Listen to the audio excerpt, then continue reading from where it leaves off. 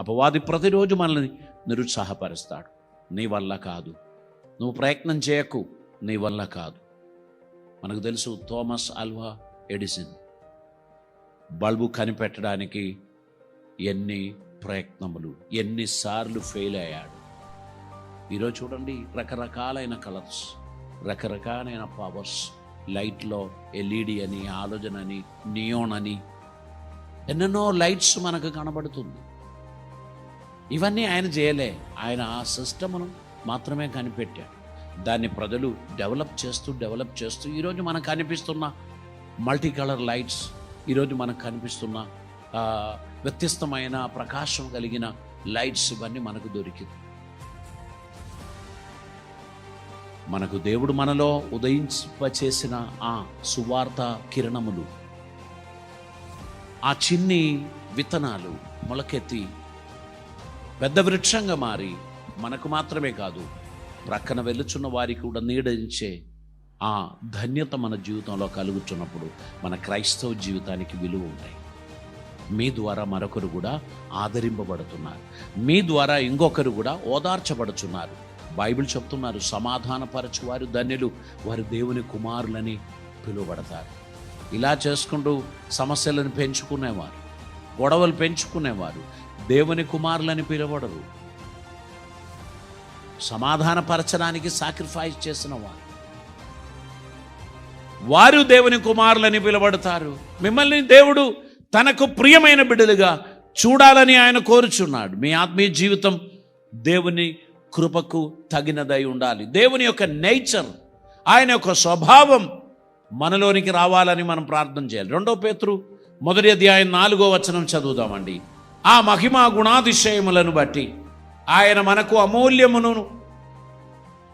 అత్యధికములైన వాగ్దానములను అనుగ్రహించి ఉన్నాడు.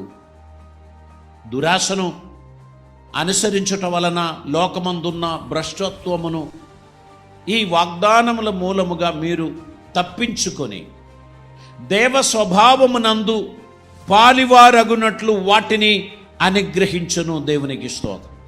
ఇక్కడ మనకి ఏ స్వభావం అనుగ్రహించారు? దేవ స్వభావం. దేనికోసం? ఈ లోకపు భ్రష్టత్వము నుండి మీరు విజయం సాధించాలని. ఆయన స్వభావమునకు సారూప్యమైన ఒక స్వభావం మీకు ఇచ్చారు. లోకమందరూ ఒకవైపు వెళుచున్నప్పుడు దేవుడు మరొక కోణంలో ఆలోచిస్తాడు. దేవుని వాక్యం అర్థం చేసుకున్న వ్యక్తులు దేవుని స్వభావం ధరించుకుంటారు.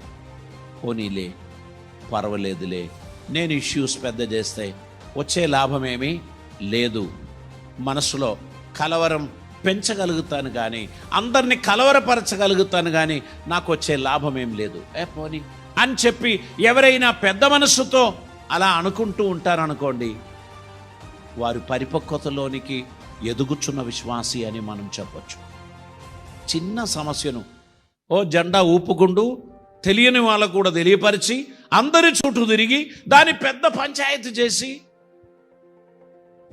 అందరినీ కలవపరచే వ్యక్తి spiritually is a baby, is not at all A మచ్యూర్డ్ Christian. Problem create చేస్తున్నాడు, ప్రాబ్లమ్స్ను సంకీర్ణంగా మార్చుచున్నాడు, దాన్ని పెద్దగా చేయడానికి ప్రయత్నం చేస్తున్నాడు. ప్రాబ్లం సాల్వ్ చేయడానికి ఉన్న ప్రయత్నమే మనం చేయాలి. దాని కొరకు నష్టమో కష్టమో మనం భరించడానికి మనం ముందుకు రావాలి. ఎవరైనా ఒకరు మధ్యవర్తిగా నిలబడ్డాడు అనుకోండి, ఏదో ఒక సైడ్ నుంచి నిందలు ఖచ్చితంగా వస్తాయి. ఆయన వారికి సపోర్ట్ చేసినందుకే నాకు ఇలా అయింది అంటారు. ఏదో ఒక విషయంలో న్యాయం తప్పగా చెప్పాల్సి వస్తుంది. ఇద్దరిని ఒకే విధంగా సంతోషపెట్టడం అనేది కుదరదు. ఎవరైనా ఒకరు కాంప్రమైజ్ అవ్వడానికి ఈ మధ్యవర్తి చెప్తారు. మంచి మనసు కలిగిన వ్యక్తి కాంప్రమైజ్కి రెడీ అవుతారు. పోనీలే, నేనే తగ్గించుకుంటా, నేనే సమర్పించుకుంటా, పోనీలే సమాధానం అయితే కానీ అని అనుకుంటున్న వ్యక్తిలోనే ఆ ఆత్మీయ స్తోమత మనకు కనిపిస్తుంది. 6 100 1 ఇంచు నేను కదలను అని అనుకున్నవాడు ప్రాబ్లం క్రియేట్ చేయడానికే పనికి వస్తుంది.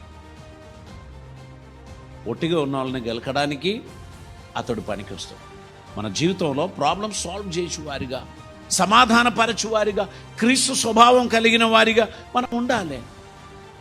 ఏదో ఒక ఇష్యూ ఎక్కడి నుంచి అయినా వచ్చినప్పుడు సంయమనంతో దాన్ని మనం విని గ్రహించి దాని శాంతమైన హృదయంతో పరిహరించడానికి ఉన్న ప్రణాళిక మనం వేసుకోవాల్సినటువంటి అవసరత ఉంది. కొన్నిసార్లు సమాధానపరచు వారికి కూడా గాయాలు వస్తాయి.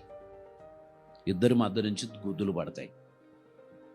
ఇద్దరిని పక్కకి జరుపుదామని పోయి మధ్యలో నిలబడితే జుబ్ జుబ్ అని ఇద్దరి దగ్గర నుంచి కూడా వస్తాయి. కాబట్టి దానికి ఉన్న ఓపిక కూడా ఉండాలి.